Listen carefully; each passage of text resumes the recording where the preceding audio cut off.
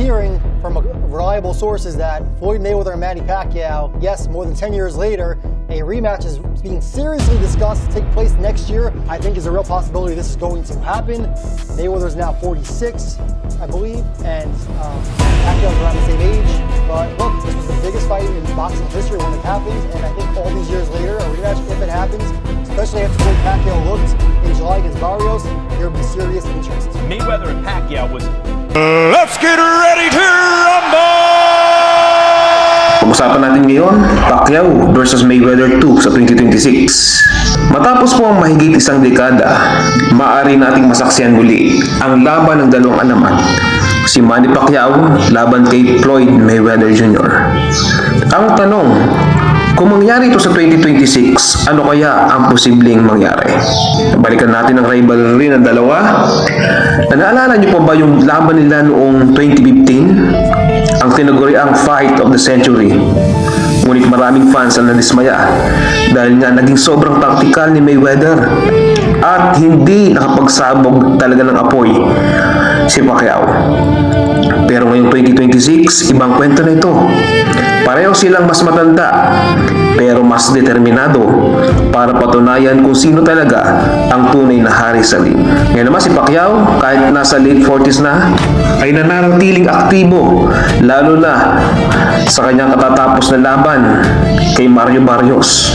Kaya nga, nandun pa rin yung bilis, footwork, at fighting spirit na hindi pa rin nawawala sa kanya. Samantalang si Mayweather, nakilala sa depensa at ring IQ, ay bihasang-bihasa pa rin sa mga exhibition fights na kung magkaharap nga silang muli, asahan natin magiging labanan nito ng agresyon kontra taktika.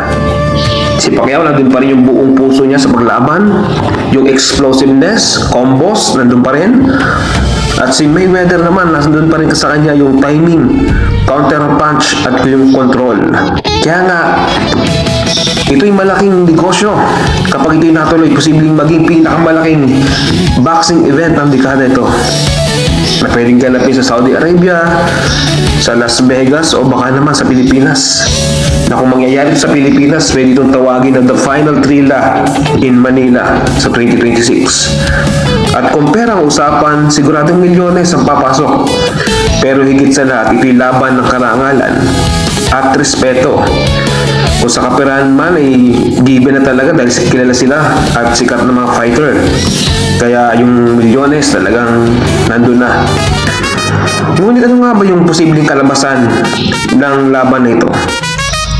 Kung exhibition fight lamang ito, baka magtapos sa draw para walang talo. Pero kung official fight ito, hindi imposibleng makaisa si Pacquiao kung magiging mas agresibo siya at hindi nagpapatali sa diskarte ni Mayweather. Pero tandaan pa rin natin, si Floyd ay the best ever sa defense at kung mapanatili niya ang bilis at control, baka maulit lamang ang dating resulta. Kaya nga kung magtatapat silang muli, ito'y hindi na lang laban ng kamao, kundi laban ng legasiya at puso. Kaya nga, Pacquiao, Mayweather, dalawang alamat. Iisang ring. Kung maaari nga ang laban na ito ay mangyari sa 2026, siguradong mabubuhay muli ang apoy ng buong mundo ng boxing. Ikaw, sino sa tingin mo ang mananalo sa rematch? Comment below, mga ka-vlog. Don't forget to like, share, and subscribe. Magandang gabi, boxing fans.